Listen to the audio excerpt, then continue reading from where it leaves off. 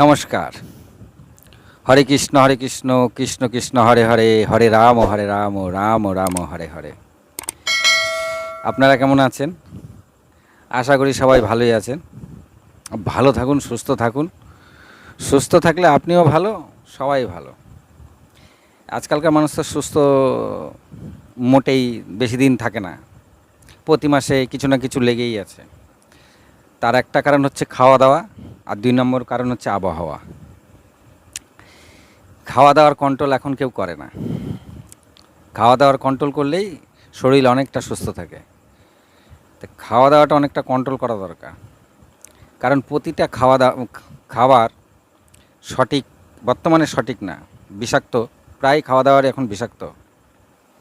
Recently একটা রিপোর্টে পাওয়া গেছে ভারতবর্ষের নানান রকম মশলা বা খাবারে পারদ পাওয়া যাচ্ছে। খেয়াল রাখবেন, কিন্তু একটু সতর্ক থাকবেন।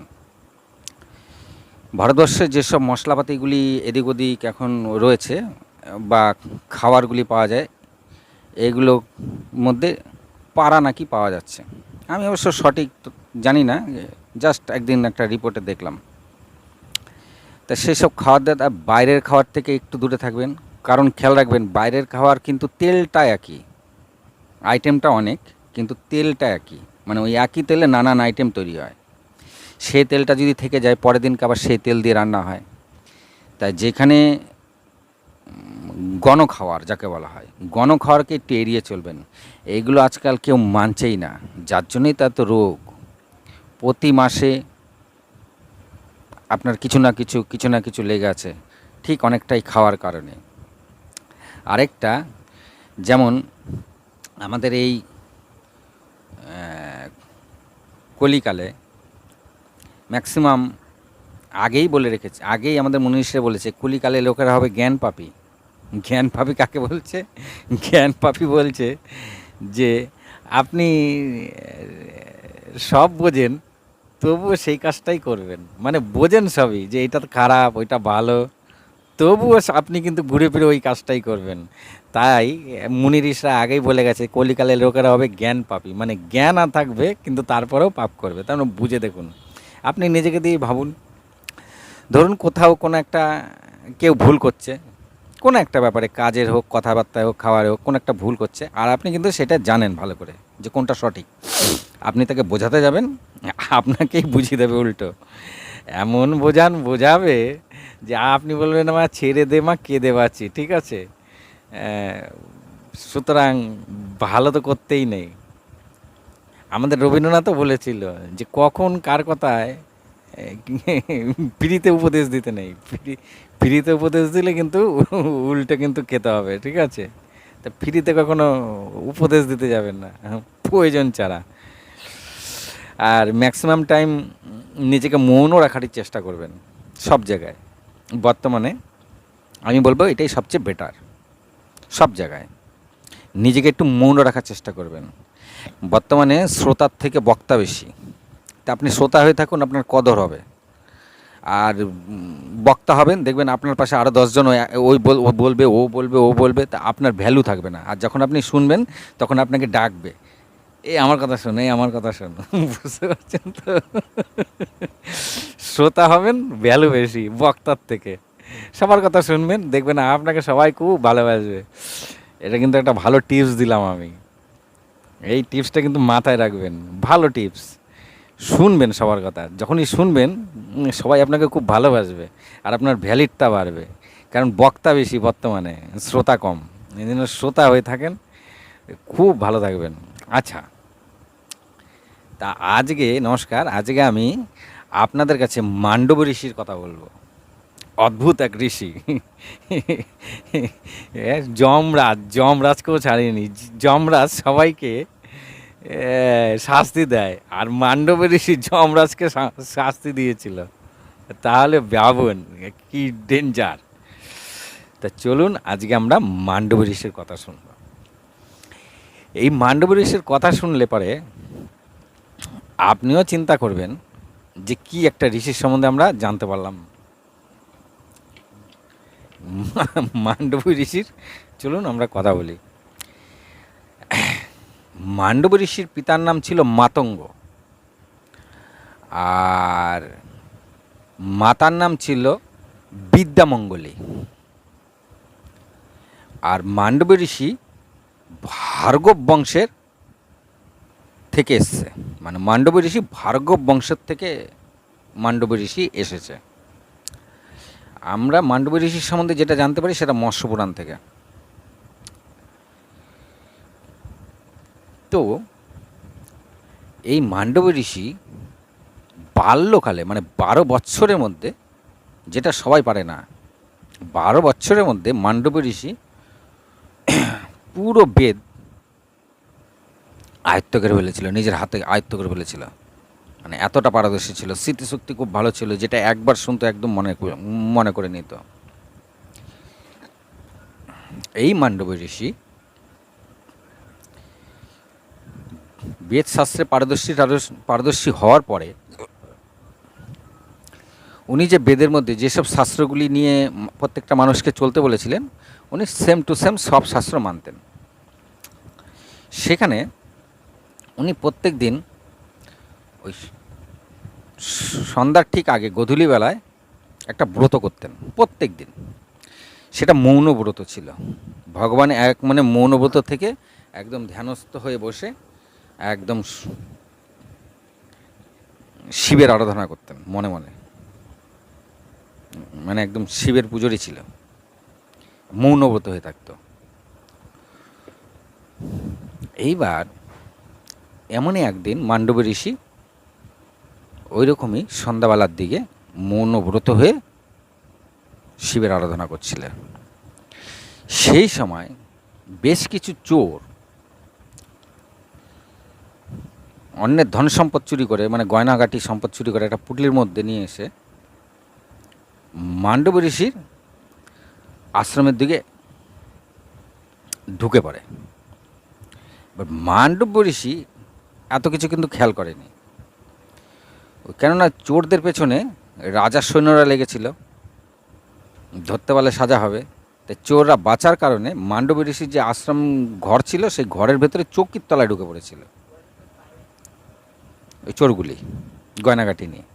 এবার যথারীতি রাজার সৈন্যরা ঘুরতে ঘুরতে সেই মান্ডবী ঋষির ওখানে এসে মান্ডবী ঋষি তো বট গাছের তলায় বসে এক মানে ধ্যানস্থ করছে। তার সৈন্যরা তাকে জিজ্ঞাসা করেছে যে এদিকে কি কয়েকটা চোর এসছে, এরকম সে গয়নাগাটি চুরি করে নিয়ে এসছে। তা মান্ডবী ঋষি তো মৌনও ধারণ করে রয়েছে, মান্ডবী ঋষি কিছুই বলে না, চুপচাপই বসে আছে।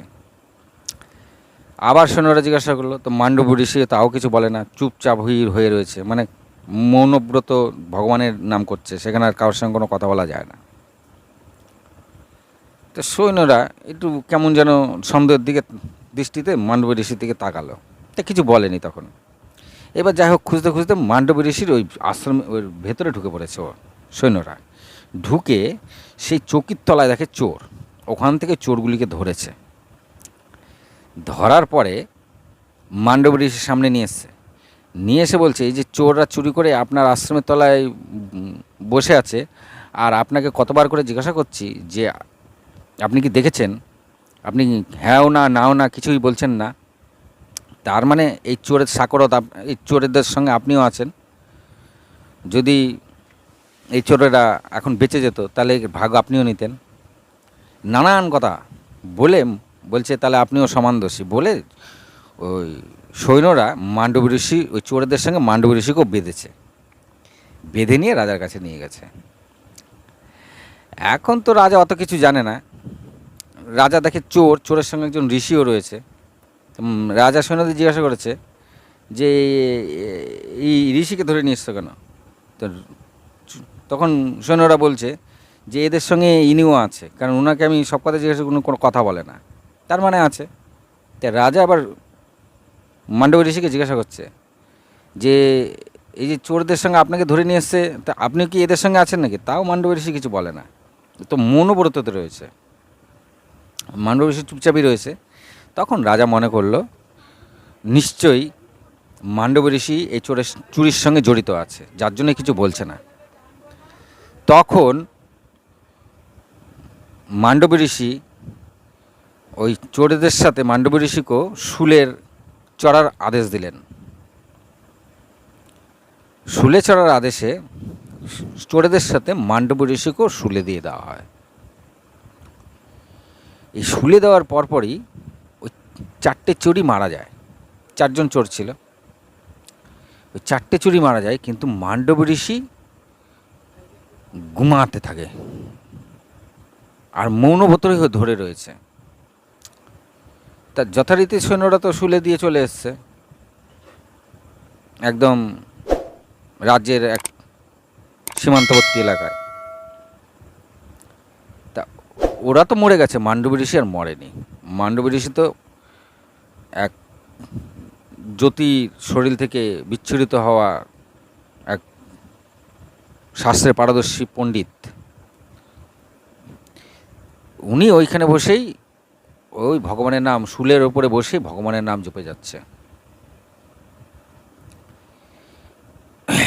এইবার বেশ কিছুদিন হয়ে যাওয়ার পরে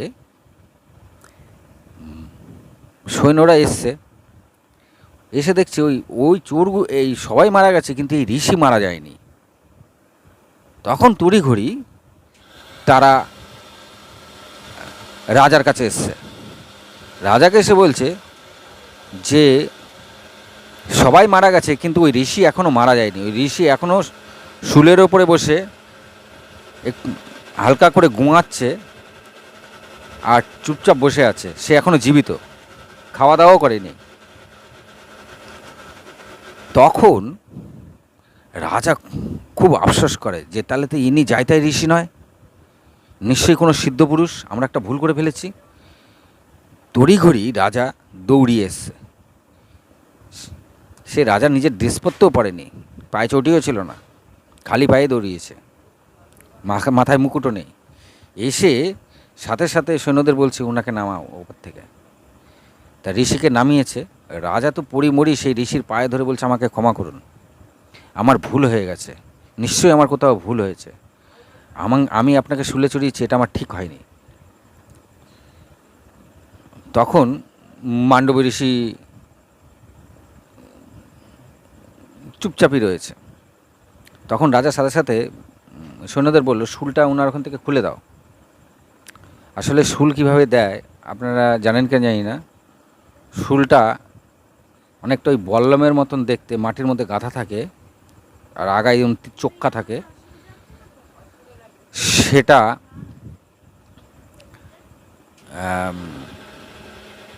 গুতাদোয়ারের মধ্যে দিয়ে দেওয়া হয়, আর সেটা গুতাদোয়ার থেকে ঢুকে অনেকের মুখ দিয়ে, পেট দিয়ে বেরিয়ে যায় সেই শুলটা। ওইভাবে মারা যায়। এটাকে কষ্টদায়ক মৃত্যু বলে। এবং যেসব লোকেরা খুব বেশি বড় অপরাধ করে তাদের জন্য রাজ্যে এই টাইপের শাস্তি দেওয়া হতো, মৃত্যুদণ্ড যাকে বলে, এই টাইপের মৃত্যুদণ্ড দেওয়া হতো, খুব কষ্টকর মৃত্যুদণ্ড। তো মান্ডব ঋষি যখন ওই শুল খুলতে গেছে, শুল আর খোলে না। অনেকক্ষণ টানা হেঁচড়া করেছে, শুল আর খোলে না। তখন রাজা বলছে, সৈন্যরা বলছে যে রাজামশাই শুল তো খুলছে না, কেন ভেতরে ঢুকে আছে। যখন কিছুতেই আর শুল খোলে না, তখন রাজা বলছে ঠিক আছে তাহলে শুলটা কেটে দাও। এই শুলটা তখন কেটে দেয়। শুলটা কিন্তু মান্ডব ঋষির শরীরের মধ্যেই গেঁথেছিল। এবার রাজা তো ক্ষমা চেয়েই যাচ্ছে। তখন মান্ডব ঋষি লাস্টে বলছে আমি তোমাকে কি দোষ দেব, তুমি হয়তো আমাকে জিজ্ঞাসা করেছিলে, কিন্তু আমি তখন ব্রততে ছিলাম, মৌনব্রততে। আমি প্রতিদিনই সন্ধ্যার পরে মৌনব্রততে থাকি, তো তাই তোমার সঙ্গে আমি কোনো কথা বলতে পারিনি। আমি তোমাকে এর জন্য কোনো দোষারোপ করছি না, নিশ্চয়ই আমার কোনো কার্য ভুল করেছি, আমি এমন কোনো অন্যায় করেছি যার জন্য আমাকে এই শাস্তি ভোগ করতে হলো। মান্ডব ঋষি রাজাকে ক্ষমা করে দিলেন। এইবার ওই শুল নিয়েই বাকি জীবনে সে তপস্যা করে সিদ্ধি লাভ করে পরমধামে গিয়ে উপস্থিত হয়। কিন্তু মান্ডব ঋষির মনে মনে কিন্তু একটা কথা রয়েছে।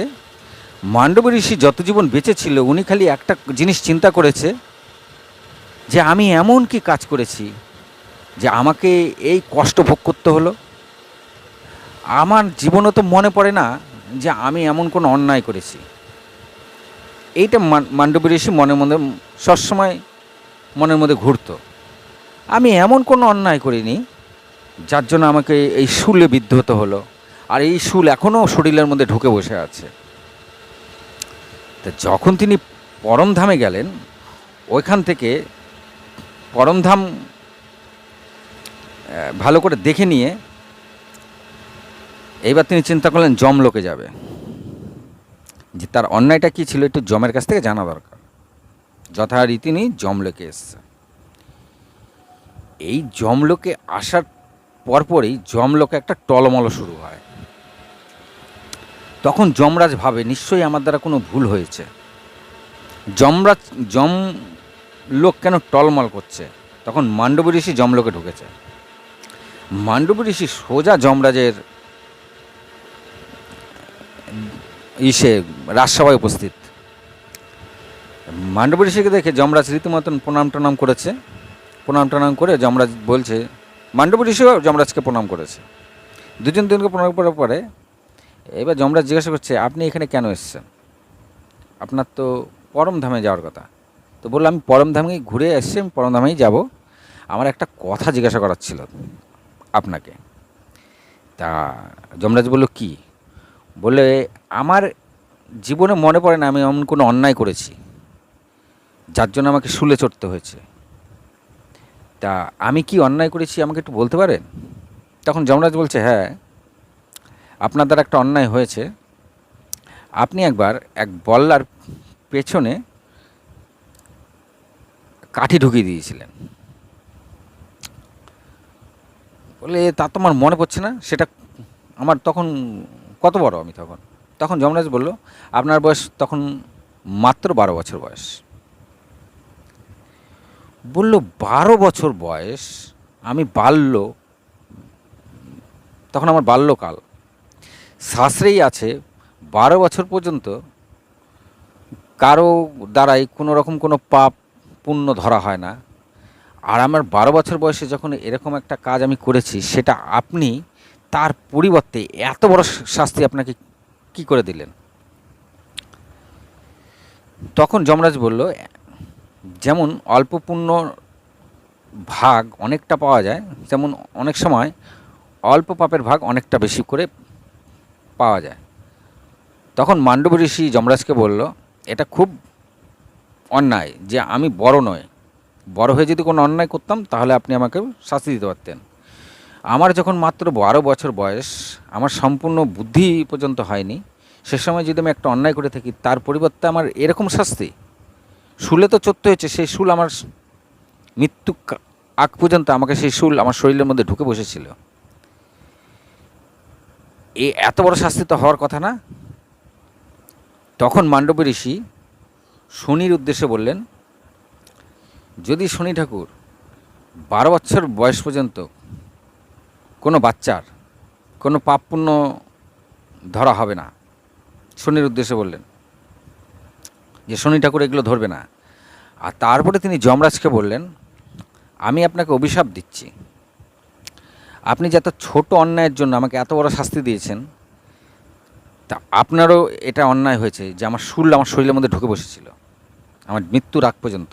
তা আমার এই ছোটো অন্যায়ের জন্য আপনি এত বড় শাস্তি দিতে পারেন, তাই আমি আপনাকেও অভিশাপ দিচ্ছি, আপনি কোনো ব্রাহ্মণ কুলে নয়, এক শূদ্র কুলে জন্ম নেবেন এবং শূদ্র মানবকুলে জন্ম নেবেন, এবং আপনিও বুঝবেন যে মানবকুলে থেকে শূদ্রকুলে থেকে কত কিছু তাকে সহ্য করতে হয়। তা বোঝেন ঠেলা, যমরাজ সবাইকে শাস্তি দিয়ে বেড়ায়, একমাত্র মান্ডব্য ঋষিই ছিল যে যমরাজকে শাস্তি দিয়েছিল। বুঝুন ঠেলা, যমরাজ কি শাস্তি দেবে সবাইকে? যমরাজকে পর্যন্ত মান্ডব ঋষি ছাড়েনি। তা সেই যমরাজ পরবর্তীকালে আমাদের মহাভারতে এক দাসীর গর্ভে বিদুর হয়ে জন্ম নিয়েছিল।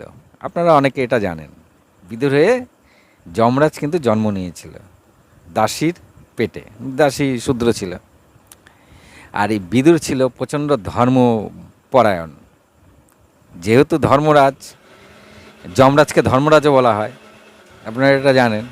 তো যমরাজ ধর্মরাজ, আর যেহেতু ধর্মরাজ পৃথিবীতে জন্ম নিয়েছে বিদুর রূপে, তাই বিদুরও ধর্মের প্রতি প্রচণ্ড নিষ্ঠা ছিল। কিন্তু মান্ডব ঋষির কথা এখানেই শেষ নয়। মান্ডব ঋষি যখন শুলের মধ্যে ছিল, এর মধ্যে একটা ঘটনা আছে, ঘটনাটা বলে শেষ করব। মান্ডব ঋষি যখন শুলের মধ্যে ছিল, সেই সময় কৈকেশী নামে এক ব্রাহ্মণের কথা আছে। এই কৈকেশী ব্রাহ্মণ পূর্বকালে পাপের কারণে পরবর্তীকালে কুষ্ঠরোগ হয়েছিল কৈকেশী ব্রাহ্মণের। তার শরীরে রূপের প্রচণ্ড বড়াই ছিল, আর তিনি সবাইকে তাচ্ছিল্য চোখে দেখত। সেই পাপের কারণে পরবর্তীকালে তার শরীরে কুষ্ঠ রোগ হয় এবং তাকেই সবাই তাচ্ছিল্য করত। মানে আগের জন্মে ও সবাইকে তাচ্ছিল্য করে বেরিয়েছে। কৈকেশী ব্রাহ্মণ আগের জন্মে সবাইকে তাচ্ছিল্য করে বেরিয়েছে। আমার ওর রূপ ছিল খুব ভালো, খুব সুন্দর দেখতে ছিল, মানে অতটা পাত্তা দিত না, কি তুই দেখতে, তার থেকে আমি অনেক ভালো দেখতে। তা এই কৈকেশী ব্রাহ্মণ পরের জীবনে ওর শরীরের মধ্যে কুষ্ঠ হয়। এবার ওই ওকে আর কেউ পছন্দ করে না। কালক্রমে এই কৈকেশী ব্রাহ্মণের সঙ্গে এক রাজার মেয়ের বিয়ে হয়। এই রাজার মেয়ের সম্বন্ধে আমি পরে একটা আস্ত ভিডিও দেবো। আপাতত এটা মান্ডব ঋষির কথা, তাই শর্টে এই গল্পটা করছি। এখানে একটা অনেক বড় গল্প আছে। তা যার সঙ্গে বিয়ে হয় ওই কৈকেশী ব্রাহ্মণে, সেই নারী ছিল একদম পতিব্রতা সতী নারী। সতী নারী ছিল। যখন মানে আমি এখানে ছোট্ট করে বলছি, পরে পুরো ঘটনাটা বলবো। ওই নারীর কথা আছে। ওই নারীকে রাজা ঠিকঠাক দেখতে পারত না। তা মেয়েকে তাচ্ছিল্যের ভরে রাজাই বাধ্য করেছিল ওই কুষ্ঠরোগী কৈকেশী ব্রাহ্মণের সঙ্গে বিয়ে করার জন্য। যাই হোক, কুষ্ঠরোগী তার স্বামী হয়েও ওই মহিলা তার স্বামীকে ভীষণই ভালোবাসতেন এবং সবসময় সেবা শুশ্রূষা করতেন। আর কুষ্ঠগুলি যেখানে যেখানে হয়েছিল সেখানে ওষুধপত্র সব কিছু দিতেন, তিনিই এক প্রকার খাওয়াতেন। স্বামী তো কুষ্ঠরোগে পড়ে থাকতো সারাদিন, ঘরে কিছু করতো না।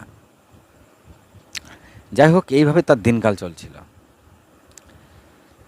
তো তিনি অনেক চেষ্টা করে যাচ্ছেন। একদিন ওই কুষ্ঠ শরীরেই ও একদিন বাইরে বসেছিল বারান্দার দিকে, তার সামনে দিয়ে রাস্তা ছিল, সেই রাস্তা দিয়ে এক বেশ্যা যাচ্ছিল। সে বেশ্যা এত সুন্দর দেখতে, ও কৈকেশী ব্রাহ্মণের খুব ভালো লেগে গেছে। ঠিক আছে, এবার বউকে ডেকে বলছে যে আমার ওই যে মহিলাটা গেল, ওই মহিলাকে আমার খুব ভালো লেগেছে, তুমি ওই মহিলার বাড়িতে আমাকে নিয়ে যেতে পারবে? তা বুঝুন ঠেলা, সে তার স্ত্রীকে বলছে অনেক বেশ্যার বাড়িতে যাবে। চিন্তা করো, তাও তার মনের মধ্যে কত পাপ, এখনো পুরোপুরি যায়নি। ওই জন্য তো কুষ্ঠ হয়ে রয়েছে, পূর্বজন্মের পাপ পরজন্মে কুষ্ঠ হয়েও রয়েছে। হ্যাঁ, তার স্ত্রী সবসময় তার সেবা শুশ্রূষা করে, তবুও সে এক বেশ্যাকে দেখে তার পছন্দ হয়ে গেছে, বলছে বেশ্যার বাড়ি যাব। তবুও সেই নারী পতিব্রতা ছিল, তো বলছে ঠিক আছে, আমি তোমাকে নিয়ে যাব। যথারীতি কৌশিকী ব্রাহ্মণকে ওই নারী নিয়ে যাচ্ছিল রাতের দিকে। এইবার যে পথের মধ্যে মান্ডব ঋষি শুলের ওপরে বসে আছে সেটা তারা খেয়াল করেনি। অন্ধকারের মধ্যে ওই কৌশিকী ব্রাহ্মণের গায়ের মধ্যে ওই শুলের বাড়িটা লাগে। ডান্ডা রয়েছে, উপরে তো বসে আছে মান্ডব ঋষি। সেই ডান্ডার নাড়াচাড়ায় মান্ডব ঋষি খুব ব্যথা পায়। যখনই সে ব্যথা পায় তখন সে জোরে করে ঈশ্বরকে ডাকে, হা ঈশ্বর। মানে সে এতটাই ব্যথা পায়, একেতেই তো ঢুকে আছে শুলটা মান্ডব ঋষি। তখন কে এইটা করলো, নিচে তাকিয়ে দেখে এক ব্রাহ্মণী নিচে। ওদের দেখে মান্ডব ঋষি এত রেগে গেছে আর ক্ষিপ্ত হয়ে কৌশিক ব্রাহ্মণকে অভিশাপ দিয়েছে যে পরের দিন সকাল তুমি উদয় দেখবে না, সূর্যোদয়ের সাথে সাথে তোমার মৃত্যু হবে। তখন পতিব্রতা নারী ও বলছে, আমার স্বামীকে আপনি এরকম অভিশাপ দিলেন, সামান্য এইটুখানির কারণে একেবারে মৃত্যুর অভিশাপ দিয়ে দিলেন। বরং আপনি আমাকে অভিশাপ দিন, আমি যেন কালকে সূর্য উদয় না দেখতে পারি, আমার যেন মৃত্যু ঘটে যায়। কিন্তু মান্ডব ঋষি মনে মনে চিন্তা করলেন, তার যা তপবল ছিল সেই তপবলে সে অভিশাপ দিয়েছে, কিন্তু রিটার্ন করতে গেলে আবার তপবলের লাগবে, কিন্তু ততটা তপবল আর তার নেই। তা মান্ডব ঋষি আর কিছু বললে না, যেহেতু অভিশাপটা একটু কড়াই হয়ে গেছে, কিন্তু সেটা ফেরতও নিতে পারছে না, অতটা তপবল নেই। সে আবার মান্ডব ঋষি আবার চোখ বুজে আবার ঠাকুরের ধ্যান করতে শুরু করে দিয়েছে। মাঝে একটা কথা বলে নিই, মান্ডব ঋষি সারা রাত যন্ত্রণায় থাকতে পারতো না। তখন মান্ডব ঋষি অন্য অন্য ঋষিদের একটু ডাকতেন মনে মনে। সেই ঋষিরা কাকরূপে আসতো মান্ডবের কাছে, এবং কাকরূপে এসে মান্ডব ঋষির সঙ্গে কথা বলতো। এতে মান্ডব ঋষি একটু কষ্টটা দূর হতো। জেনে নিন এটা, মান্ডব ঋষির কষ্ট দূর করাতে অন্য অন্য ঋষিরা কাকরূপে আসতো। যাই হোক, এবার কৌশিকী ব্রাহ্মণের কথায় আসি। এইবার মান্ডব ঋষি তো যেই আবার ঠাকুরের নাম করছে চোখ বুঝে, তার পতিব্রতা নারী ছিল কৌশিকী ব্রাহ্মণের স্ত্রী, তা তার কথা আর কিছুই শুনছে না মান্ডব ঋষি। তখন সে সেই রাজ্যের যে রাজগুরু তার বাড়িতে গিয়ে বলছে যে এরকম এরকম ব্যাপার, আমার স্বামীকে ওই যে শুলে চড়ানো আছে ওই ঋষি অভিশাপ দিয়েছে। তা ওই ব্রাহ্মণ বলছে, ও এক ভণ্ড ঋষি, চুরি টুরি করেছে, এখনও মরেনি, মরে যাবে, ঠিক আছে। তখন ওই পতিব্রতা নারী বলছে, কিন্তু উনি ওনার নাম বলেছে, উনি বলছে আমি মান্ডব্য ঋষি, আমি অভিশাপ দিচ্ছি। তখন রাজগুরু চিন্তা করেছে, আরে মান্ডব্য ঋষি ওই শুলের ওপরে রয়েছে। তো শুনে নিন, পরের দিনকেই রাজা কিন্তু ওই সৈন্য সমেত মান্ডব্য ঋষিকে নামিয়ে নিয়েছিল। তা রাজগুরু পরের দিন সকালবেলা গিয়ে রাজাকে খবর দিয়েছিল সৈন্য সমেত গিয়ে, যে মান্ডব্য ঋষিকে কিন্তু আপনি শুলে চড়িয়েছেন। তখন রাজগুরু চমকে যাওয়াতে তখন ওই স্ত্রী জিজ্ঞাসা করলো যে আপনি চমকে গেলেন কেন? বলে, মান্ডব্য ঋষিকে তুমি চেনোই না, মান্ডব্য ঋষি তো মহান ঋষি, উনি যখন অভিশাপ দিয়েছে খণ্ডানোর ক্ষমতা আমারও নেই, আমি কিছু করতে পারবো না। তখন ওই স্ত্রী ব্রহ্মা বিষ্ণু মহেশ্বরের উদ্দেশ্যে বলছে, হে ত্রিদেব, আমি যদি সতী হই, আমি যদি পতিব্রতা নারী হই, আর আমি যদি আমার স্বামী ছাড়া অন্য কোনো পুরুষের চিন্তা না করে থাকি, তবে কালকেও সূর্য উদয় হবে না। বোঝেন টেলা? সত্যি সত্যি মহাদেব ত্রিদেব নড়ে বসেছে, এদিকে যমরাজও নড়ে বসেছে, ইন্দ্ররাও নড়ে বসেছে, সূর্যও চিন্তায় পড়েছে। পতিব্রতা নারী আর সতী নারী, আর সতী নারী ছিল। সূর্য আর পরের দিন উদয় হয়নি। নাও ঠেলা। এবার যমরাজ দূত পাঠিয়েছে, দূতরা দাঁড়িয়ে আছে, সূর্য উদয় হবে তবে তো কৌশিকী ব্রাহ্মণকে নেবে। তো যমরাজ দূতরাও নিতে পারছে না, এদিকে সূর্য উদয়ও হয় না। ইন্দ্র দেখছে যে সূর্য উদয় হচ্ছে না, ইন্দ্র আবার ত্রিদেবও দেখছে সূর্য উদয় হচ্ছে না। এরকম অনেক এই বেশ কয়েকদিন কেটে গেছে, সূর্য উদয় হয় না, সংসারে টলমল করছে, ধ্বংস হওয়ার মুখে পৃথিবীর সমস্ত জীব জগৎ। আর ওই নারী কৌশিকী ব্রাহ্মণকে কোলে নিয়ে বসে আছে চুপচাপ মান্ডব ঋষির সামনেই। সূর্য উদয় আর হয় না। তখন সবাই দেবতা মিলে বললো, কী করা যায়, কী করা যায়? তখন সবাই মিলে বিষ্ণুর কাছে এসলো। বিষ্ণু বললো, আমি এটা ব্যাপারটা জানি, তোমরা সবাই মিলে এখনই এক কাজ করো, অত্রির পত্নী অনুসুয়ার কাছে যাও। আপনারা সবাই জানেন অনুসুয়া কথা। তা সব দেবতা মিলে অনুসুয়ার কাছে এসে পুরো ব্যাপারটা ভেঙে বলে। তখন অনুসুয়া বললে যে হ্যাঁ, সতীত্ব নারীর শক্তি এমন, তাকে খণ্ডন করার ক্ষমতা কোনো দেবতারও নেই।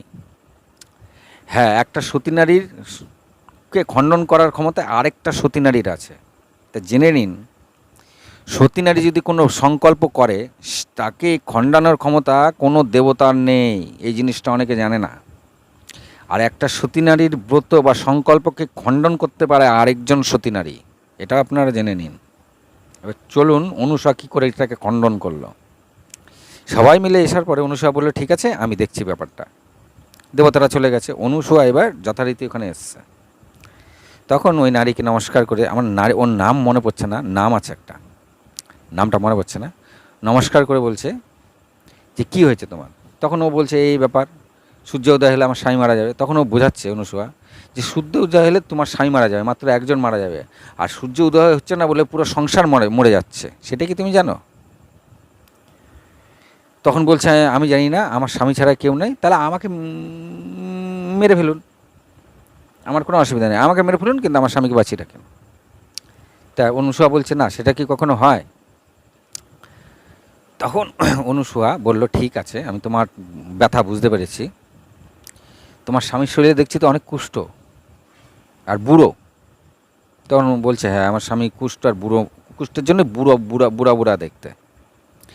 তখন অনুসূয়া বলছে আমি কুষ্ঠও দূর করে দিচ্ছি, এই বুড়া বুড়া ও ইয়ং হয়ে যাবে দেখতে, আর তোমার স্বামী মরবেও না, তুমি এখনই সূর্যকে বলো উদয় হতে, তারপরে আমি ঠিক করতে পারবো, এখনই ঠিক করতে পারবো না। তা যাই হোক, সেই স্ত্রী সূর্যদেবকে নমস্কার করে বলল দেব এবার আপনি উদয় হন। তা সূর্য উদয়ের সাথে সাথে কৌশিক ব্রাহ্মণ মরে গেছে। তখন তো অলরেডি সেই স্ত্রী বিলাপ করতেছিল, তখন অনুসূয়া বললো তুমি বিলাপ করো না, এবার আমার উপরে ছেড়ে দাও। মানে মান্ডব ঋষি যে অভিশাপ দিয়েছিল সেটা কেটে গেল, মানে কৌশিক ব্রাহ্মণ মারা গেছে। এইবার অনুসূয়া, তিনিও সতী নারী, তিনিও ত্রিদেবের উদ্দেশ্যে বলল আমি যদি পতিব্রতা হই, আমি যদি সতী নারী হই, আমি যদি আমার স্বামী ছাড়া আর কোনো পুরুষের চিন্তা না করে থাকি, তাহলে এখনই এই ব্রাহ্মণের যত কুষ্ঠ আছে ঠিক করে দিন, তাকে পূর্ণ যৌবন দিন, আর তার জীবন ফিরিয়ে দিন। দিয়ে বলে অনুসূয়া একটু জল নিয়ে জলের ওপরে, জলের সঙ্গে কথা বলে জলকে ওই কৌশিকের ব্রাহ্মণের গায়ে ছুঁড়ে মারে। সাথে সাথে ব্রাহ্মণের সমস্ত কুষ্ঠ ঠিক হয়ে যায়, সে দেখতে সেই যেরকম সুন্দর ছিল, সবাইকে করতো, ঠিক ততটাই সুন্দর হয়ে যায়, খুব সুন্দর হয়ে যায়, আর জীবনও ফিরে পায়। তখন অনুসূয়া বলে যে এবার তুমি খুশি তো? তখন সে স্ত্রী বলে হ্যাঁ, আমি ভীষণ খুশি এই কাজে। তাই সেই স্ত্রী তার স্বামীকে কিন্তু ফিরে পেল এবং কুষ্ঠমুক্ত পেল। তো বুঝুন, তখন কৌশিকের মনের আর মনের মধ্যে কোনো অহংকার ছিল না।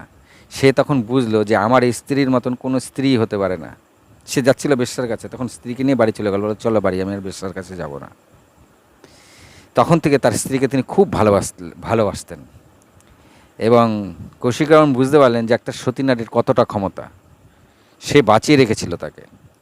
সে অনেক করে তার স্ত্রীর কাছে ক্ষমা চাইলেন। তার স্ত্রী বলল যে না, কোনো ক্ষমা টমা চাওয়ার দরকার নেই, আমি তোমাকে ভালোবাসি, ব্যাস ওইটুকুনি আমি চাই, এইটুকুনি ভালোবাসা দিলেই হবে। তারপরে তো অনুসূয়া যথারীতি চলে গেলেন। তবে আমি একটা জিনিস বলতে চাই এখানে, যদি সতীত্ব নারী একবার কোনো সংকল্প বা ব্রত করে, তার সেখানে কিন্তু তার তপ বল নষ্ট হয়। কোনো মনীষী যদি অভিশাপ দেয়, সেখানে তার তপবল নষ্ট হয়। তা আপনি খেয়াল করবেন, আবার কোনো মনীষী যদি আশীর্বাদ করে, তারও সেখানেও তার তপবল নষ্ট হয়। তা ঝট করে কাউকে অভিশাপ দিতে নেই। আপনারা এখনও বর্তমানে আমাদের এই পাপিতাপি শরীরে, এই কলিযুগের পাপিতাপি শরীরে ফট করে আপনারা কাউকে কিন্তু অভিশাপ দেবেন না, কেন যেটুকু পুণ্য আছে সেটুকুই চলে যাবে তার সাথে।